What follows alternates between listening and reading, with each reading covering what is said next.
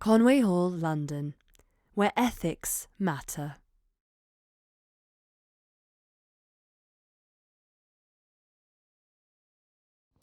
Good evening and welcome to Conway Hall, where ethics matter.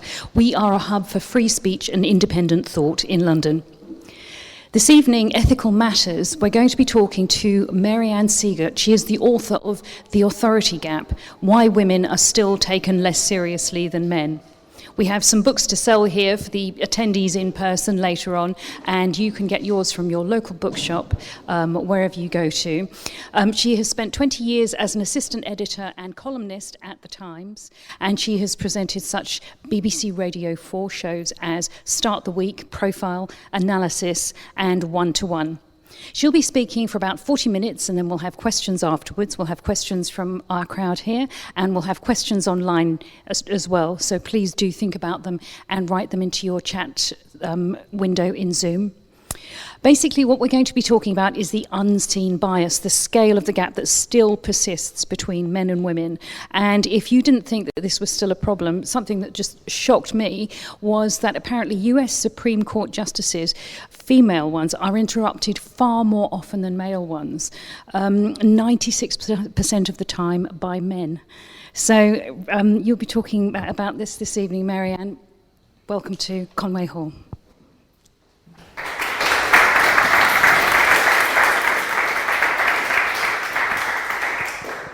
Thank you very much. I'm going to start by telling you all a story.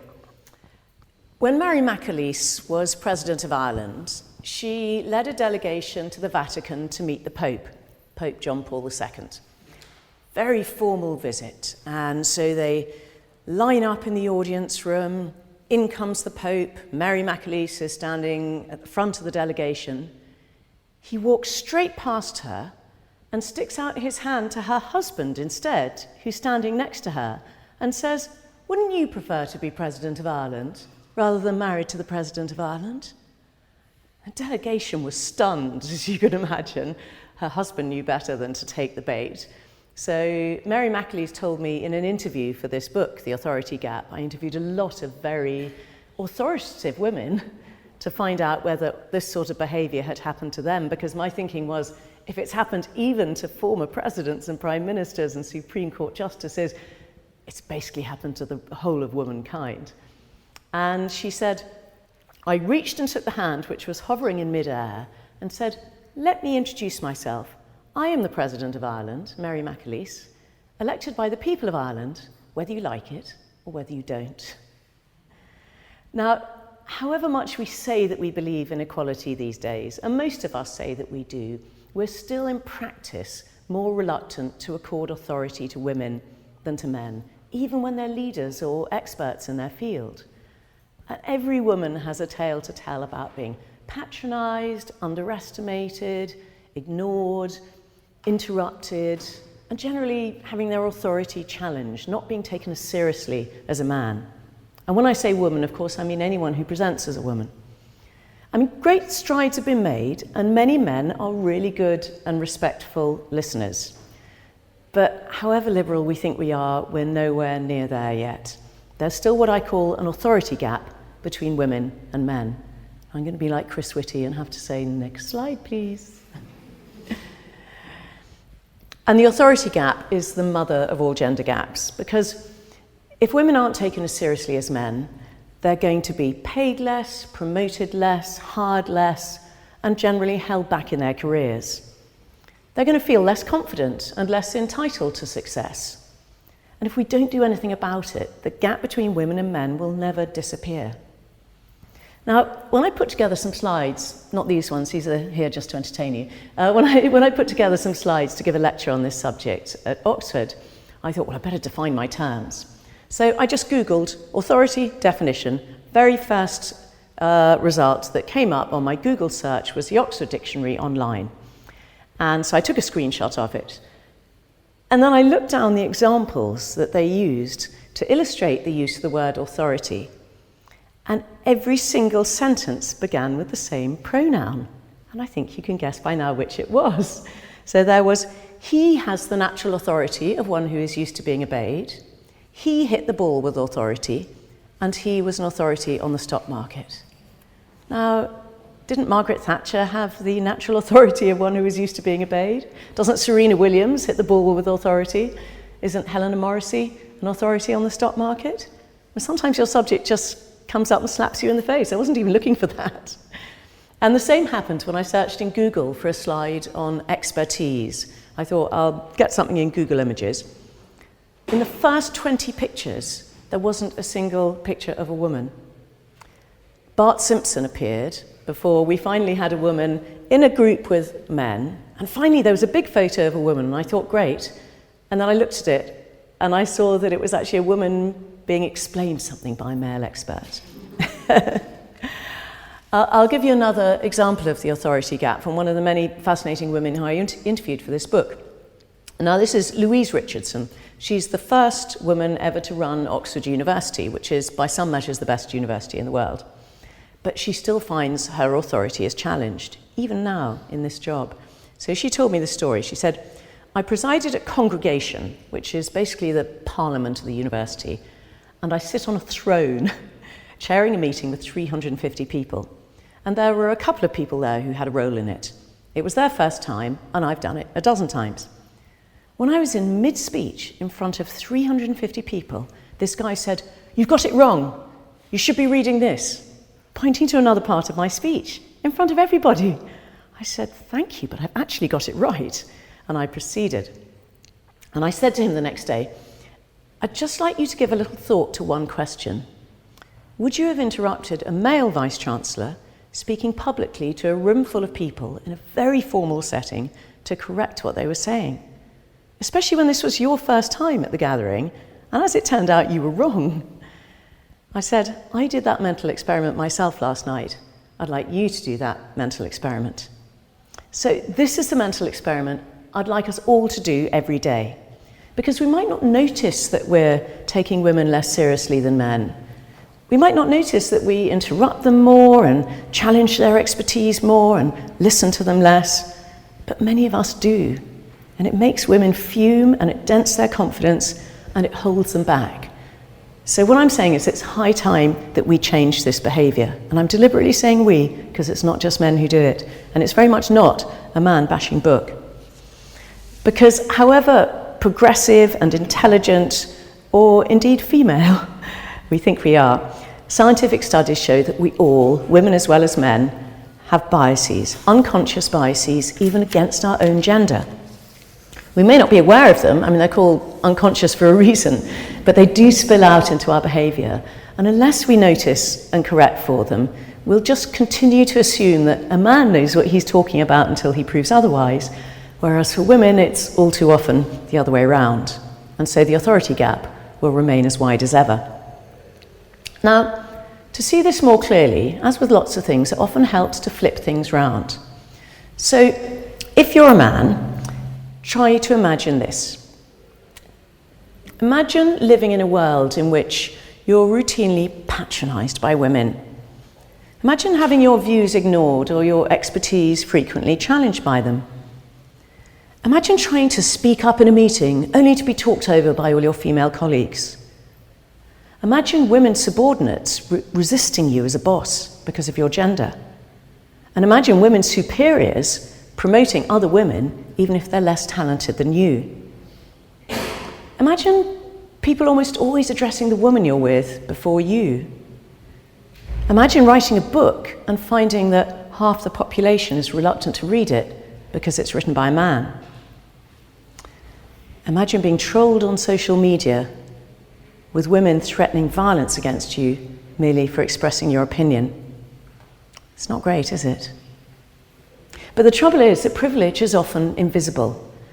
Most men simply don't notice it until it's flipped around like this. And why should they? I struggle to notice my white privilege. So it's completely human, this.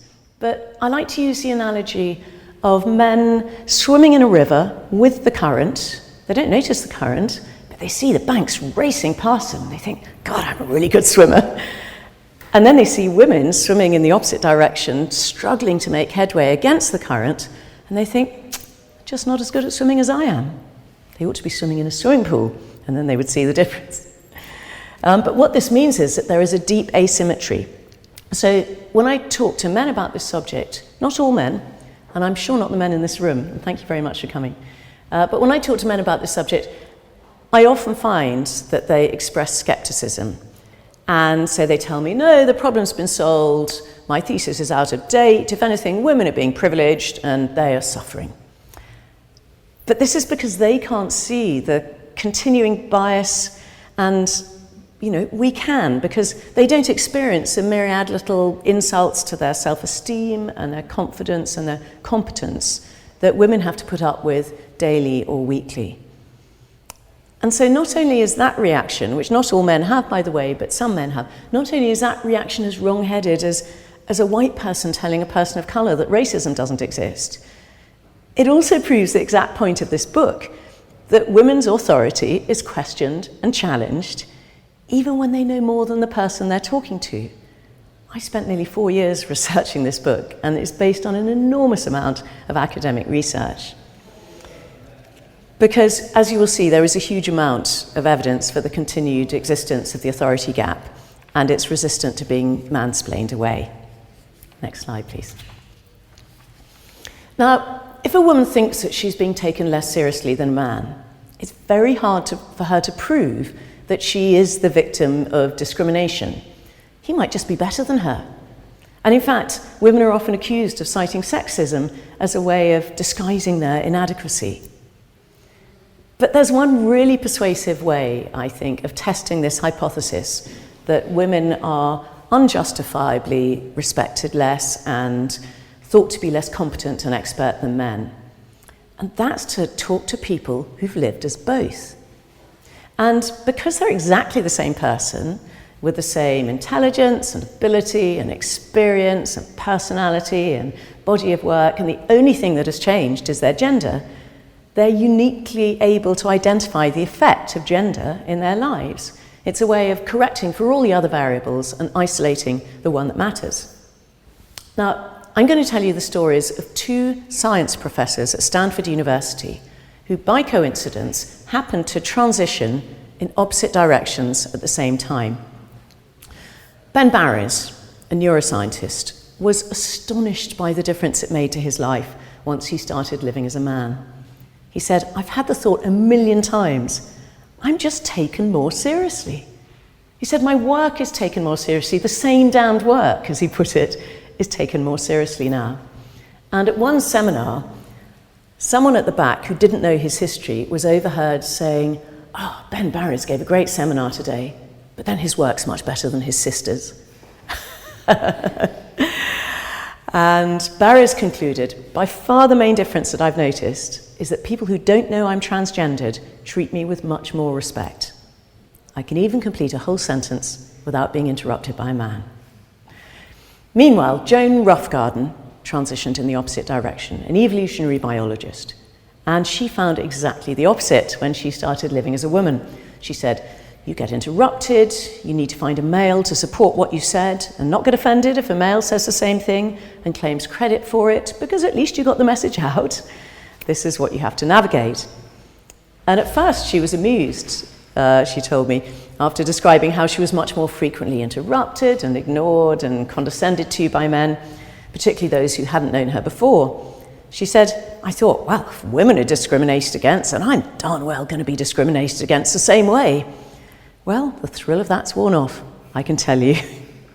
And her conclusion was, men are assumed to be competent until proven otherwise, whereas a woman is assumed to be incompetent until she proves otherwise.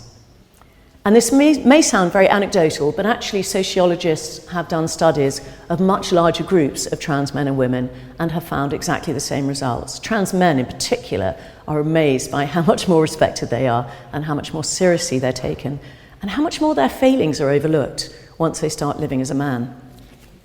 Next slide, please. Now, these accounts may be anecdotal, but social psychologists have replicated the authority gap in randomized double-blind experiments, the gold standard for these sorts of things. So, for instance, one study sent out applications for a lab manager position to male and female science professors at top universities. And the application materials were identical, but the applicants were just randomly assigned male and female names. And the professors rated the male applicant as significantly more competent and hireable than the identical female one. And they offered him a higher starting salary and more career mentoring. And female professors were just as biased as male ones. And another study asked students who were taking an online course to rate their instructor, whom of course they hadn't seen because it was online. And if they thought they were being taught by a man, they gave higher ratings than if they thought they were being taught by a woman. And the instructor, of course, was the very same person. Now, there's no justification for this inbuilt assumption that women are less competent than men. Girls and women outperform boys and men at all academic levels, from nurseries to PhDs. Yet women are still hired less often, promoted more slowly, and paid less than men, even when they perform just as well. So for every 100 men promoted to manager, which is a position of authority, only 85 women are promoted, and the gap's even larger for women of colour. I'll come to the intersectionality of this in a minute. Yet studies show that women actually make better leaders and better managers on average than men. Next slide, please. So, how does the authority gap manifest itself in real life? Well, I'll give you a classic example. I was at a conference recently, and I was talking to two other delegates, very senior men. So one was a former head of the Foreign Office, and another was a BBC foreign correspondent.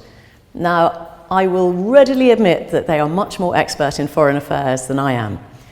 But I probably have the edge in British politics because I've spent 30 years as a political columnist, most of it for the Times. Up came a fellow delegate, a man who knew none of us. He completely ignored me, literally turned his back on me and addressed the men and said, "Can I ask you a question about British politics? Could Tony Blair ever make a comeback?"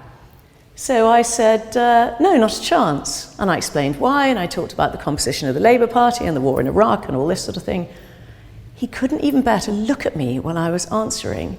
And he then asked the men a follow-up question. So I actually touched him on the arm to make him look at me, and I said, look, I am actually the British political columnist in this gathering. I do know what I'm talking about. But why should I have to do that? So being ignored, having your expertise challenged, being underestimated and patronised, being interrupted and talked over, these are all manifestations of the authority gap, and it happens even to the most senior and authoritative of women. So Amber Rudd, for instance, who, as you know, has had 3 or 4 cabinet jobs, she told me of a senior male MP, knowing of her feminist credentials, who asked her whether she knew that George Eliot was in fact a woman. And another MP came up to her when Theresa May was in difficulty, but before a leadership contest had actually been announced, and he said, "Oh, Amber, I'd just like you to know I'd really like to support you if there's a leadership contest." So she thought, great, that's another one chalked up. And he said, "But I think we've had enough women for now." So one woman turns out to be bad at a job, and half of the rest of the population is therefore ruled out to take over from her. Michelle Bachelet, I talked to, she's former president of Chile, and she said she could never conclude a meeting by summing up and saying, right, we're going to do A, B, and C, without one of her male colleagues taking the floor afterwards to give the impression that he was taking the decisions. And she was president. And you've already just alluded to this study of Supreme Court justices, but I thought it was a brilliant one because you don't get much more authoritative than being a US Supreme Court justice, right? Women make up 1/3 of the justices, but suffer 2/3 of all interruptions. So in other words, they're 4 times more likely to be interrupted, 96% of the time, by men. And quite a lot of those men are junior to them. They're the advocates, not the justices. And often people's racist stereotypes compound their sexist ones, sometimes leading to the most terrible behaviour. So when Dawn Butler, a black Labour MP, first entered the House of Commons, she walked into a lift and a white male MP said to her, "This lift really isn't for cleaners." So, I mean, to assume she was a cleaner was bad enough, but to act on that wrong-headed assumption by actively challenging her right to be in a lift just shows how pervasively white male superiority ran through this man's head. And this authority gap really matters. It's not just a matter of us being irritated by it. It really matters in life because women tend to be underestimated, or manderestimated as I sometimes call it, and their views ignored. They find it much harder to influence a group. So, for instance, there was one great study done where they brought together a mixed-sex group of people, supposedly to discuss a child custody case. And they deliberately chose this subject because it's actually quite female stereotyped. They weren't talking about quantum mechanics or something. And they gave the group lots of pieces of information about the family concerned. But they gave a couple of individual members an extra piece of information that the others didn't have. And when that extra piece of information was offered by a man, it was 6 times more likely to be used by the group in its deliberations than when it was offered by a woman. 6 times. And I'm sure all the women here in the audience have had the experience of making a point at a meeting, nobody takes a blind bit of notice, 10 minutes later a guy makes exactly the same point and it's treated like the second coming. And we think, oh God, maybe I wasn't eloquent enough, or maybe I wasn't confident enough. No, you just weren't male enough. We don't listen to women as attentively as we listen to men, and we're not as easily persuaded to be influenced by them as we are by men. And that matters, doesn't it? If we can't get our voice across as much as men can, then, it's not just the country that won't be run as well, it's every organisation in it. So, next slide, please. Why does this happen? Is it perhaps because men just tend to be more confident in their opinions than women? Shouldn't women just lean in more and be more assertive if they want to be taken seriously? Quite often in these sorts of situations, women get blamed, and we're just told that we have to act more like men and everything will be fine. If only it were that simple. I'd love it to be that simple, but it really isn't. Now, it's certainly true that boys and men tend, on average, to be more confident than girls and women, which isn't really surprising given all the knocks to her confidence that a woman experiences as a result of the authority gap. If people don't listen to you, if they challenge you, if they underestimate you, if they patronise, you're bound to feel less confident. But it's also because of the way we're brought up.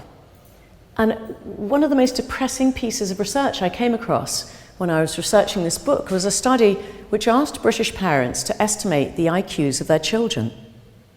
And they estimated their sons, on average, to be 115, which in itself is hilarious because the average ought to have come out at 100, right?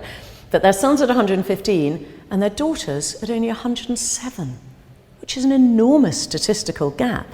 Despite the fact that girls actually develop faster than boys, they have bigger vocabularies than boys, and they do better at school than boys. But they still thought that their sons were cleverer. And therefore, boys are much more likely subliminally to absorb this notion from their parents that they're cleverer than their sisters, and girls are also likely to absorb this subliminally. And so it's no surprise, perhaps, that when you ask adult men to estimate their IQ, they estimate it on average to be 110, adult women estimate it to be 105, even though we know that their IQs are statistically identical, except at the very far ends of the bell curve. So not only do we bring up our boys to think that they're cleverer than girls, even though they're not, we also encourage them to behave differently.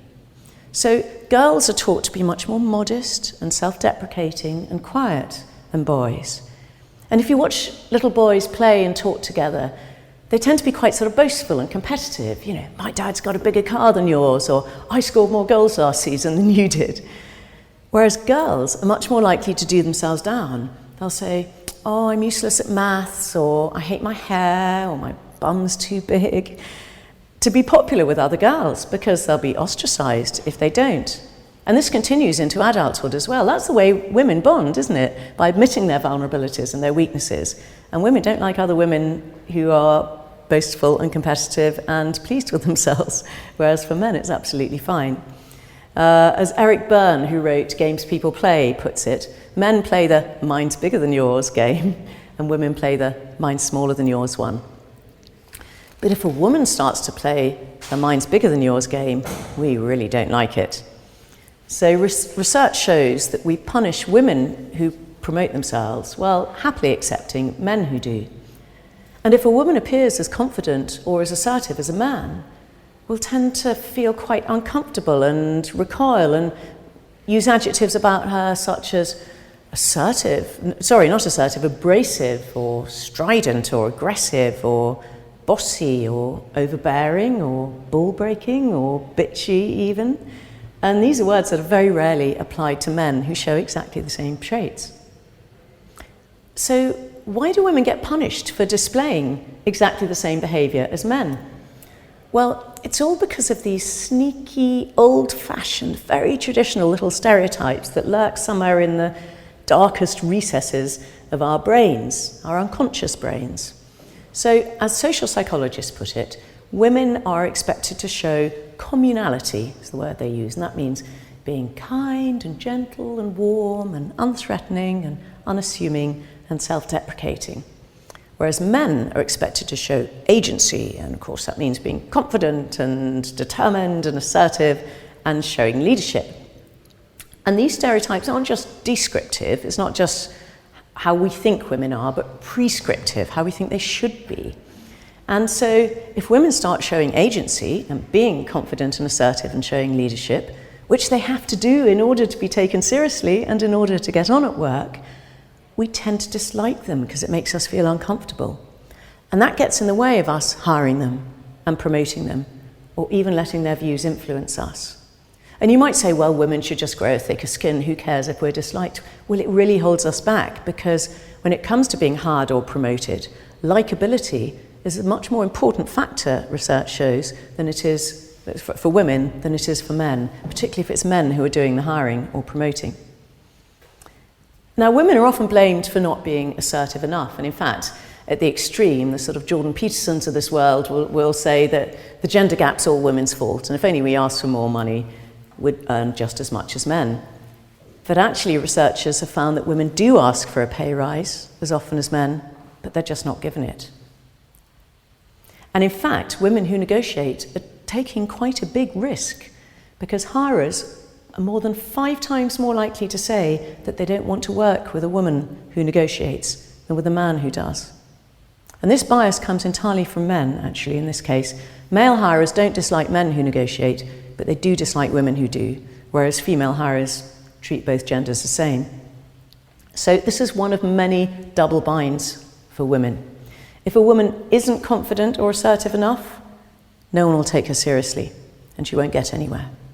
But if a woman is confident and assertive enough, many of us will resist her and dislike her. So there is such a narrow path between seeming underconfident and therefore disrespected, or seeming overconfident and therefore disliked. And navigating that path is a real burden that men don't have to bear. Next slide, please.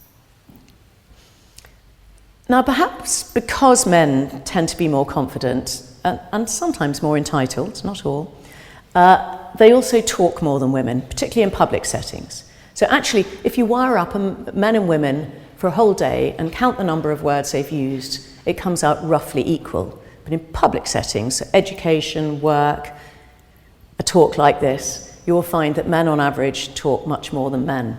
And this, of course, tends to increase their authority compared with the women in the room. Some men indulge in what I call conversational manspreading, just taking up disproportionate conversational time, usually at the expense of women. They may not notice they're doing it, but I bet the women watching this talk have had it happen to them all too often. There was a story told to me about a female vice-chancellor who went to dinner at an Oxford college. So she was in charge of a whole university elsewhere in the country. She was sat next to the man in charge of the college, the head of the college, and she asked him the first question, and he talked about himself non-stop for the whole of the starter, for the whole of the main course, and then he said, well, that's enough about me, and turned to the woman on the other side. Didn't even ask her who she was or what she did. But my favourite study about speaking time, because it also makes me laugh, involved showing men and women 3 paintings by Albrecht Dürer. And they were asked to talk about the paintings into a tape recorder for as long as they liked. The women spoke on average for 3.17 minutes. The men spoke on average for 13 minutes, so 4 times as long. But these statistics aren't entirely accurate, because 3 of the men were still talking when the tapes which were 30 minutes long, ran out. But again, this starts in childhood. Now, a Canadian professor, Alison Yule, spent 10 months studying a classroom of 7-year-olds, and she discovered that the boys talked 9 times more than the girls. Why? Because boys were rewarded for talking, whereas girls were praised for being quiet and well-behaved. Boys were much more likely to be called on to answer questions, much more likely to be called up to the front of the class. And this continues then into adulthood. So women are much more likely than men only to speak up if they're absolutely sure of their ground. And they have good reason to do so, because there was a classic example of this dynamic at a biotech company. The female research scientists talked far less in meetings than the male ones did, but afterwards, in one-to-one conversations, they often had really good ideas. And so the researchers asked them why they didn't speak up more, and what the bosses had failed to notice was that when the women did speak in meetings, either their ideas were ignored, as I've spoken about before, or if there was the slightest flaw in their ideas, they were just sort of shot down. Whereas when the men's ideas were flawed, the best elements were rescued from them. And so women therefore felt they had to be absolutely sure of their ground before they'd dare to share them. And women also suspect that even if they take up only proportionate conversational space, people will feel that they have talked more. And they'll be right about this, because if a woman talks for as much as 30% of the time, we think she's dominated the conversation. This is what research shows. And so when people in a study were asked to listen to identical scripted conversations between a pair of women and a pair of men, and each spoke for exactly the same length, the listeners calculated their speaking time accurately. But when the very same dialogue was played out between a man and a woman, both male and female listeners thought that the woman had talked more than the man, even though she hadn't. So, just as with confidence and assertiveness, women have to be very careful not to talk too much. Now, I hate air quotes, but I specifically use them here, and you'll see why. Because a woman talking too much actually means a woman talking for exactly the same length of time as her male colleagues.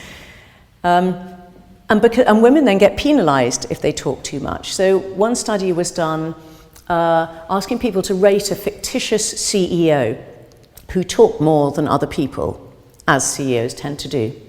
And when the CEO was given them the name Jennifer, both men and women rated her as much less competent and less suited to leadership than when they were told that the talkative CEO was called John. When Jennifer was described as talking less than others, her ratings shot up.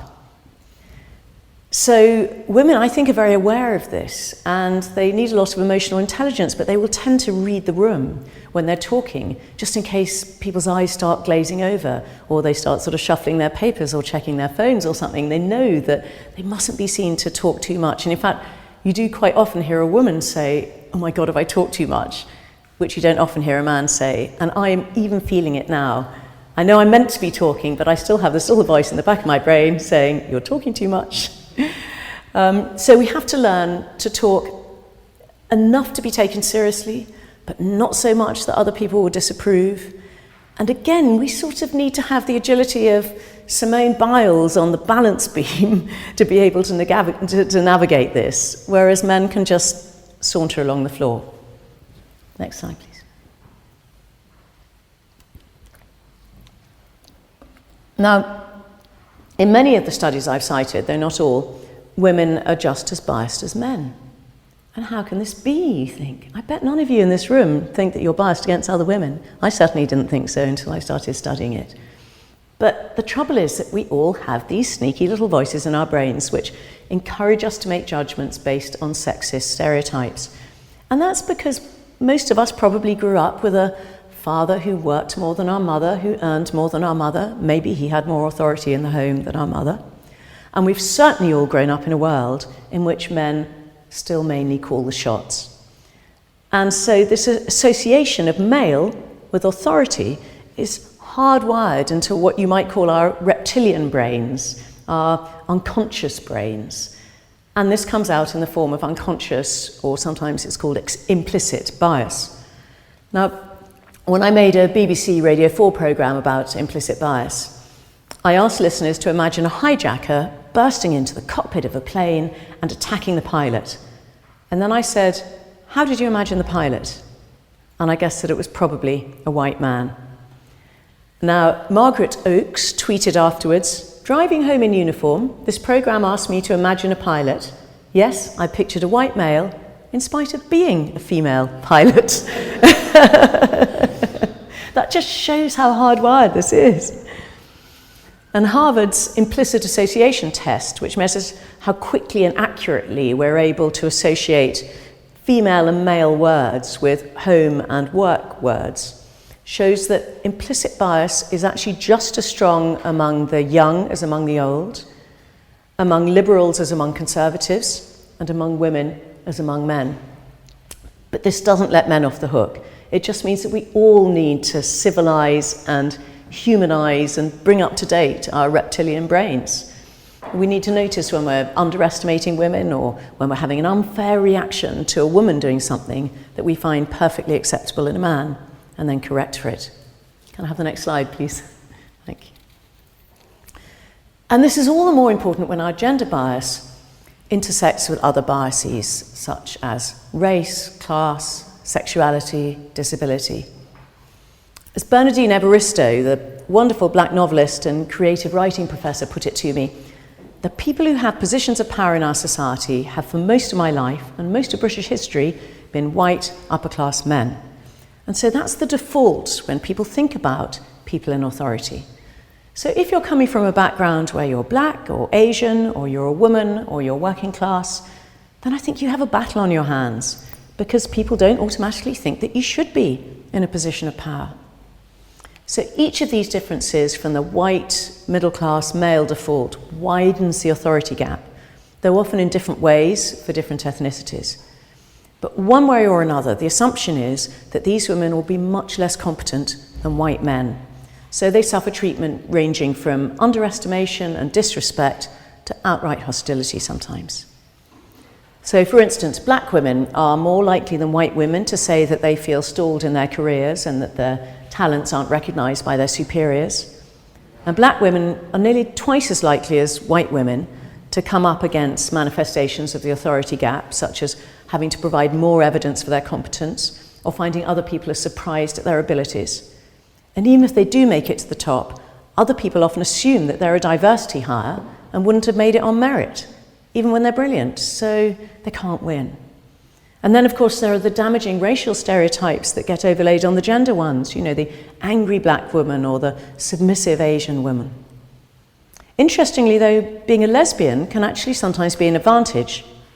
So research shows that lesbians are thought to be more competent and more committed to their careers after they have babies than straight women are.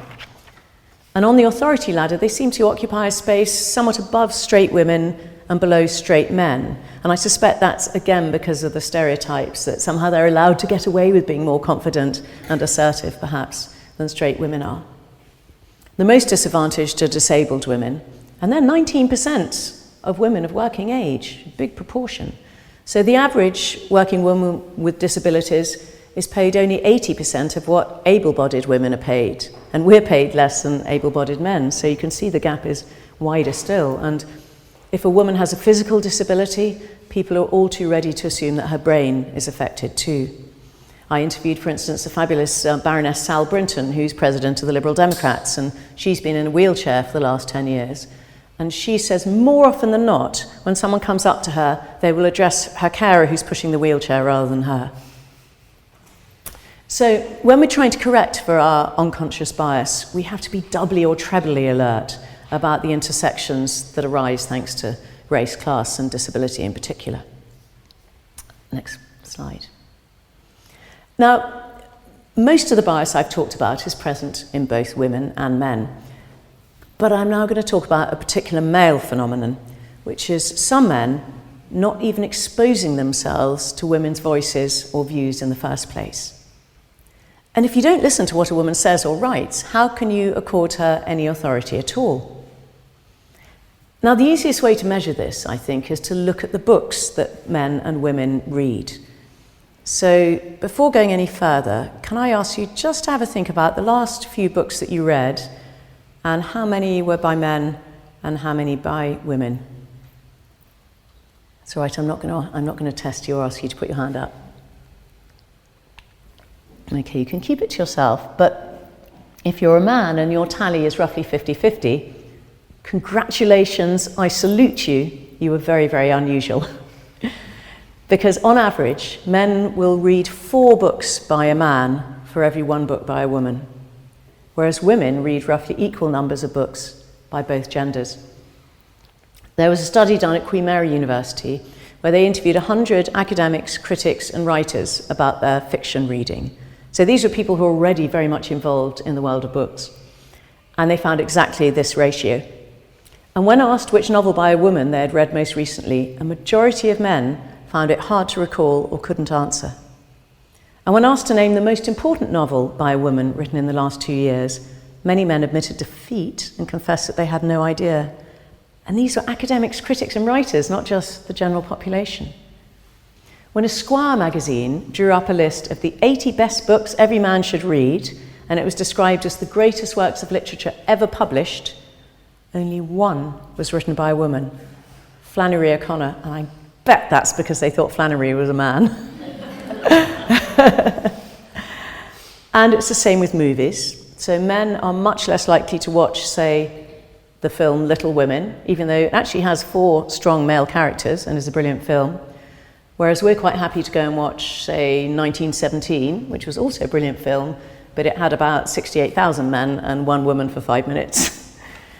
And we see this on Twitter too. So a study of the 2017 general election campaign looked at who were the most influential political journalists on Twitter. How many do you reckon out of the top 10 were women, given that Laura Kuenssberg is the BBC's political editor and therefore probably the most influential political journalist? Big fat 0. Even Laura Kuenssberg didn't make it into the top 10. Now, influence on Twitter is determined by how much people follow you, retweet you, and comment on your tweets.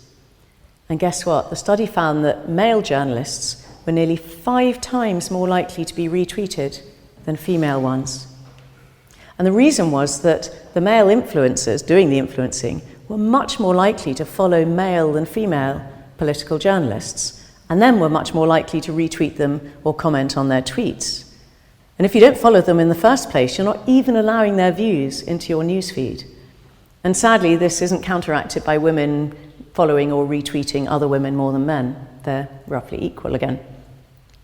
We also find that men are much less likely to invite women to talk at conferences, even when they're just as qualified. They're less likely to cite women's work in academic articles, even when you control for the prestige of the women's university and her seniority. These are all academic studies. So these are all examples of women just not being listened to by men. And I don't know how we can gain authority with these men if they're not listening to us in the first place. Next slide, please. So, if you are a man watching this, may I say, first of all, thank you. Thank you to the men in this room. Thank you to the men watching this on Zoom or YouTube.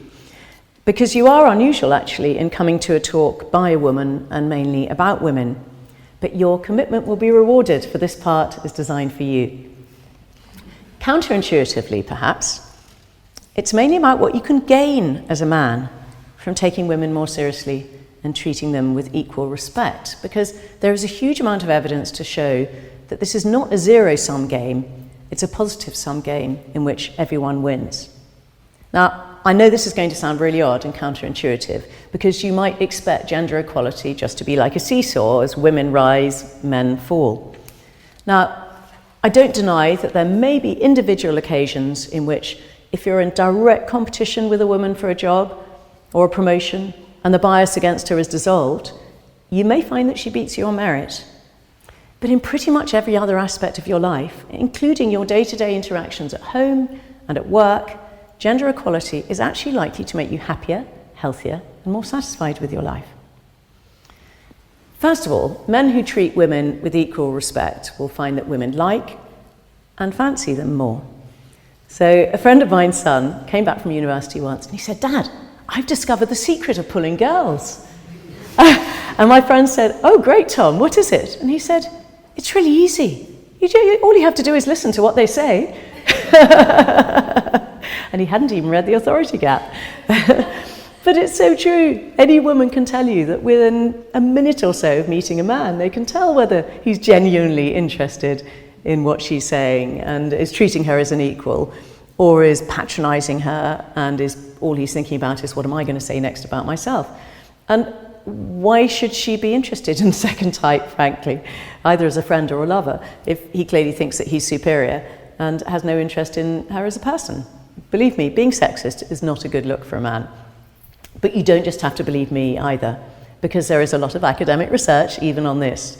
So, for instance, when men are sexist, not only do women have worse relationships with them, but the men do too, and they're also less likely to get into a relationship at all.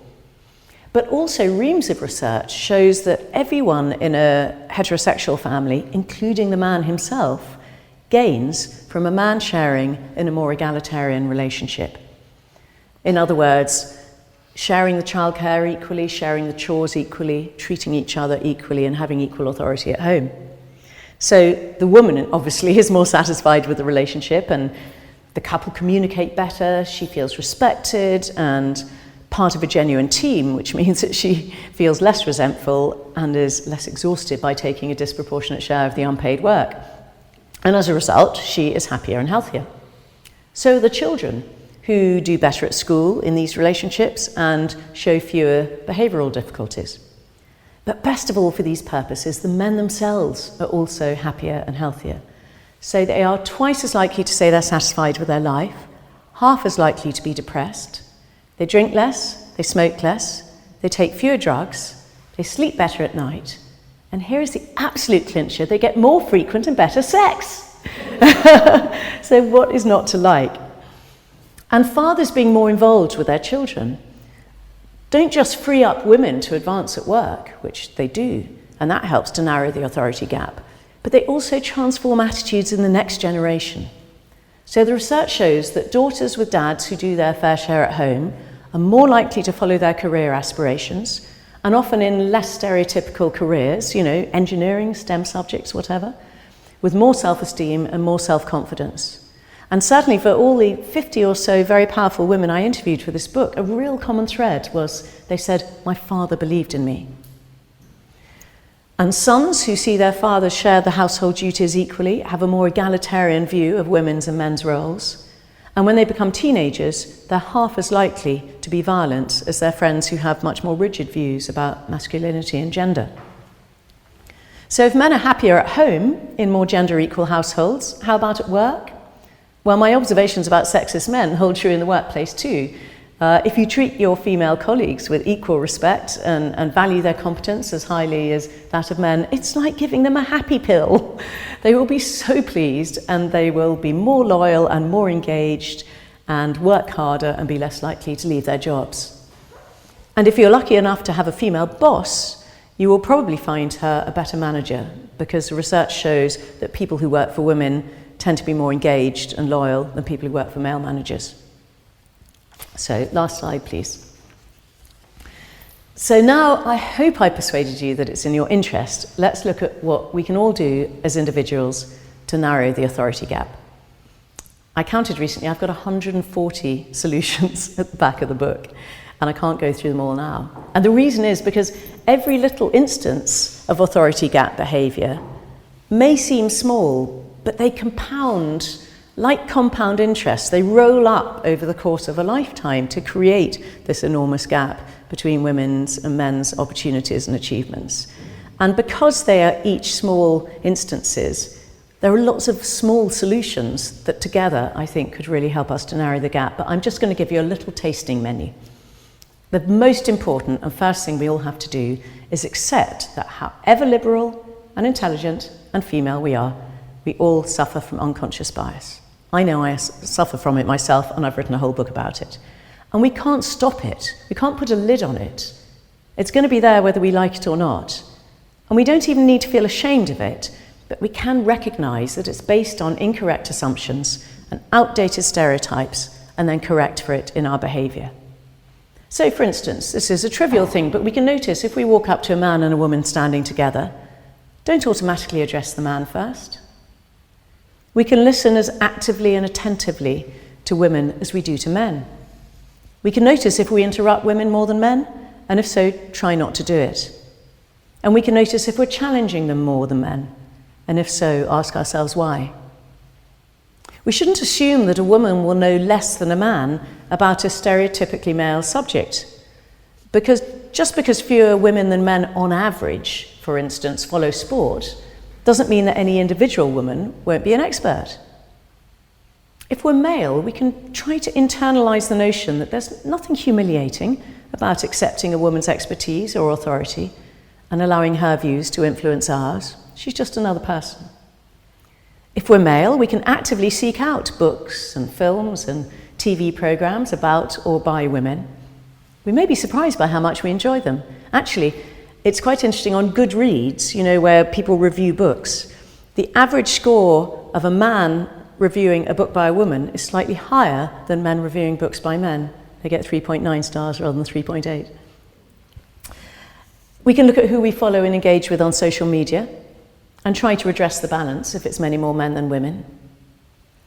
We can stop mistaking confidence for competence. I think this is really important.